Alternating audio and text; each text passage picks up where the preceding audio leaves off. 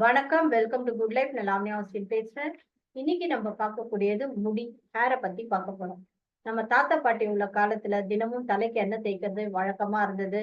ரெட்டை ஜடை பின்னல் மறக்கவே முடியாது. இதனால முடி கொட்டாமலேயும் இருந்தது. முடி கருமையாவும், நல்ல நீளமாவும், அடர்த்தியாவும் வளர்ந்தது. இப்போ உள்ள காலகட்டத்துல தலைக்கு எண்ணெய் தேய்க்கிறதே கிடையாது. இதனால முடி பாதிப்பு ஏற்படுது. எண்ணெய் தேய்க்காததுனால ஸ்கேல்ப் ட்ரை ஆயிடும்.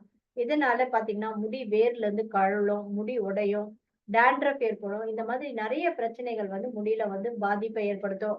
கருமையான முடி வளர்றதுக்கும், அடர்த்தியா இருக்கிறதுக்கும், ஸ்கேல்ப் ட்ரை ஆகாம இருக்கிறதுக்கும், உடலுக்கு குளிர்ச்சிய தர்றதுக்கும், தினமும் ஆயில் பயன்படுத்துவது நல்லதா இருக்கு.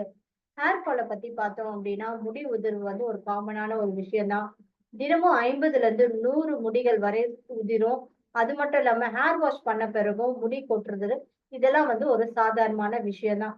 சில நேரங்கள்ல ரொம்ப முடி கொட்டுவது பார்த்தீங்க அப்படின்னா, உடல் உஷ்ணத்த பொறுத்து தான் அமையுது.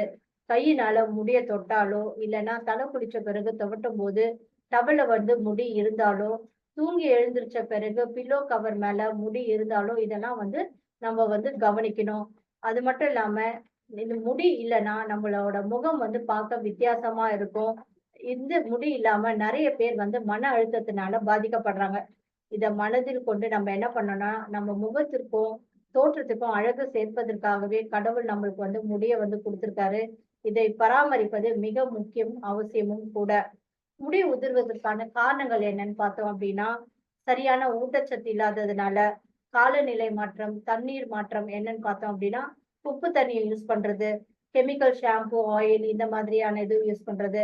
2 நாள் ஆனா கூடய பார்த்தீங்கன்னா அப்படின்னா, தல வார மாட்டாங்க. தலையில நல்லா அந்த சீப்பே பார்த்தீங்க அப்படின்னா, பெரிய பெரிய பற்கள் உள்ள கேப் விட்டிருக்கும்.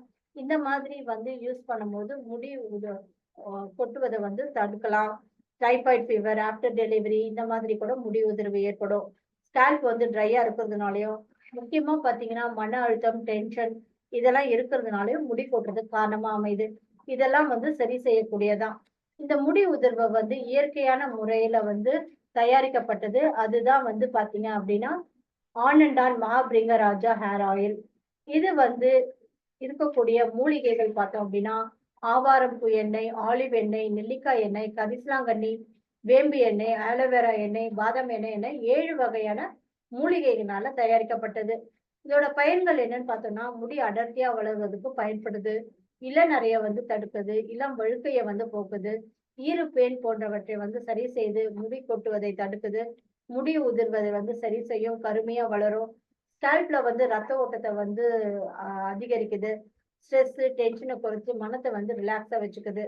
இத பயன்படுத்தும் விதம் எப்படின்னு பார்த்தோம் அப்படின்னா, மகாபிரிகராஜ் ஆயில கையில கொஞ்சமா ஊத்தி, ஸ்கேல்ப்ல படுற மாரி 5ல இருந்து 10 நிமிஷம் வரை கையில வெறும் விரல வச்சே கைக்கு தலையில மசாஜ் குடுக்கணும். அதுக்கப்புறமா தல குளிச்சலாம். ஹீட் பாடியா இருக்கிறவங்க பார்த்தீங்கன்னா, நைட்ல தேய்ச்சுட்டு காலையில தல குளிக்கலாம். இல்லன்னா ஒரு 2 ஹவர், 3 ஹவர் அந்த மாதிரி ஊற வச்சியும் தல குளிக்கலாம். அதனால அவங்களுக்கு எந்தவித பாதிப்பும் ஏற்படாது.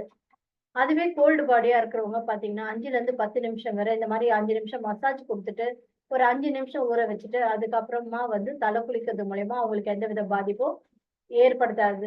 இதுவே பார்த்தோம் அப்டின்னா, டெய்லியும் எண்ணெய் வைக்கிற பழக்கம் இருக்கிறவங்க, இத டெய்லியுமே தலையில தடவி யூஸ் பண்ணிக்கலாம். இப்போ நம்ம தல குளிக்கிறோம் அப்டின்னா பார்த்தோம் அப்டின்னா, ஃபுல்லா எண்ணெய் போற வரலும் தல குளிக்க கூடாது. கொஞ்சமாவது எண்ணெய் தலையில இருக்கணும். அப்பதான் அந்த ரூட் பார்த்தீங்கன்னா, டேமேஜும் ஆகாம இருக்கும். ஈரப்பதத்தோட இருக்கும். இதனால முடி உதிர்வ தடுக்க முடியும். இந்த மகா பிரிங்கராஜா ஆயில் மிகவும் பயனுள்ளதா இருக்கு. எல்லா வயதினருக்கும் ஏற்றதா இருக்கு. நன்றி.